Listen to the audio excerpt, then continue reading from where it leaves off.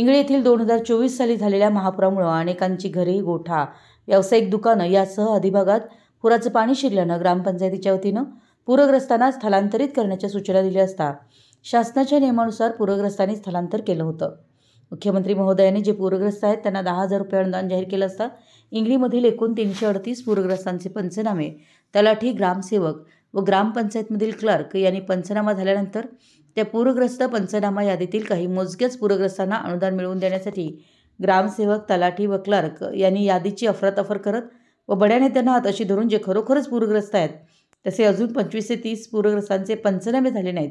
अशांनाही सानुग्रह अनुदानापासून वंचित ठेवून बाकीच्यांना अनुदान देण्यासाठी निवेदनाद्वारे ग्रामपंचायत इंगळी, तहसील कार्यालय, हातकणंगले, जिल्हाधिकारी कार्यालय तसेच सर्कल अधिकारी यांना निवेदनाद्वारे जे पूरग्रस्त सानुग्रह अनुदानापासून वंचित आहेत त्यांना सानुग्रह अनुदान जोपर्यंत मिळत नाही तोपर्यंत आमरण उपोषण करण्याचा निवेदनाद्वारे कळवण्यात आला आहे।